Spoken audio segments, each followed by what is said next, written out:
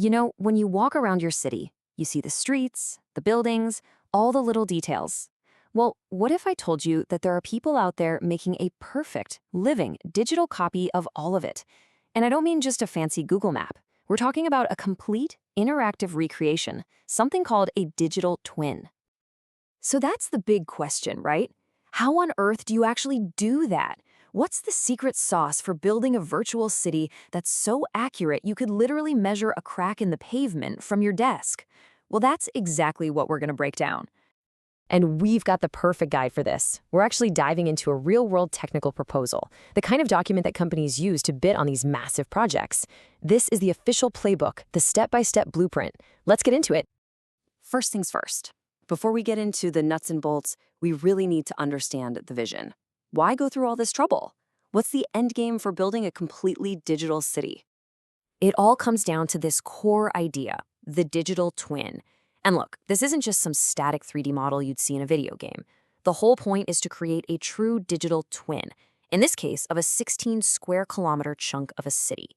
It has to be precise, fully interactive, and, this is key, updatable. It's a living copy. So why build one? Well, the reasons are pretty huge. This isn't just a cool tech demo. We're talking about giving city planners a sandbox to visualize new developments before a single shovel hits the ground.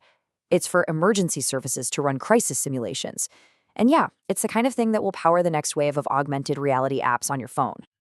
Okay, so the vision is massive, but to pull it off, you need some seriously high-tech tools. We are talking about a powerful combination of drones, lasers, and some incredibly smart algorithms. So let's look at the actual gear. The first piece of the puzzle is something called UAV photogrammetry. The easiest way to think about it is like the panorama feature on your phone, but on steroids. You have a drone flying a precise grid, snapping thousands of high-res photos that all overlap. Then, powerful software stitches all of those flat images together to build out the 3D structure of the city. But photos can sometimes lie, shadows, weird angles. They can hide things. For that hardcore precision, you need LiDAR. It's a scanner that shoots out millions of tiny laser pulses and measures exactly how long they take to bounce back. This creates this incredibly detailed 3D depth map, capturing the true shape of everything, things that photos alone might miss. And looking at the actual proposal, it's so clear this is a pro-level operation. We're not talking about hobbyist gear. They're using a heavy-duty DJI Matrice drone, a 45-megapixel camera for those super sharp photos, a dedicated LiDAR unit, and a super precise GPS system to make sure every single one of those measurements is accurate right down to the centimeter. All right, so we've got the expensive, high-tech toys, but how do you turn a bunch of photos and laser scans into a living, breathing city on a screen? Well, you can think of it as a kind of digital assembly line, and here's how it all comes together. The whole workflow really breaks down into 6 main stages. You start with super careful planning on the ground. Then comes the fun part, flying the drone to capture all that data. After that, it's back to the office for the heavy lifting, processing all that raw info, actually building the 3D model, adding the finishing touches, and finally, a super strict quality control check to make sure it's as accurate as they promised. Now, the very first thing that gets created from all that data is something called a point cloud. And honestly, the best way to picture this is to imagine a sculpture made of digital sand. It's just a massive cloud of millions and millions of individual points floating in 3D space, and every single grain of sand has its own perfect X, Y, and Z coordinate. But a cloud of digital sand isn't very useful, right? So the next step is to create what's called a 3D mesh. The software basically plays connect the dots with all those points, creating a web of tiny little triangles. This forms a solid surface, which can then be wrapped with the textures from the original photos. And just like that, the city starts to look real. So after all that planning, all that flying, all that processing, what do you actually get at the end of the day? What does this digital blueprint really build? Let's look at the final product, because the level of detail is just wild. And this is where my mind gets a little blown. The accuracy. The target they're shooting for is a horizontal accuracy of plus or minus 15 to 20 centimeters. Now, to put that into perspective, that means any point in this digital world is true to its location in the real world within about the width of your hand. That's just incredible.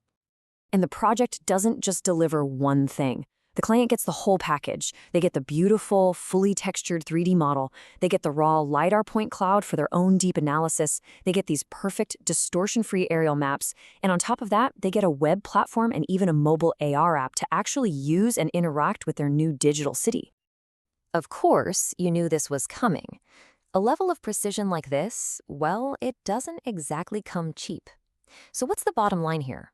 Let's get real and talk about the cost and the timeline for a project of this scale. Okay, so the total estimated price tag to map this 16 square kilometer area is just under $390,000. Now, that's a serious investment for sure, but you have to think of it as creating a foundational digital asset for the entire city for years to come. But here's what's really fascinating. When you look at where that money actually goes, you see that a whopping 60+% of the budget isn't for the fancy drones or the software. It's for the people.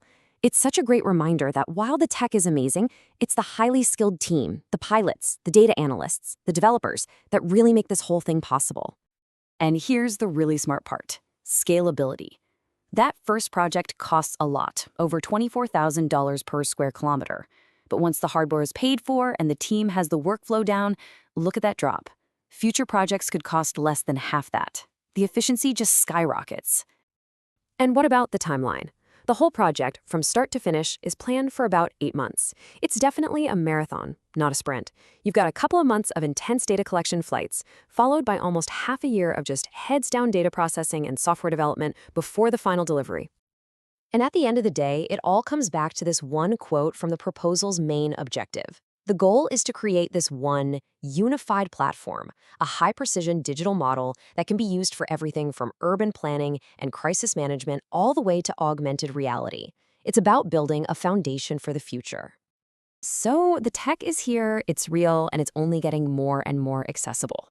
Which really just leaves us with one last big question. If you had a perfect centimeter-accurate digital twin of your city right at your fingertips, what problem would you solve with it?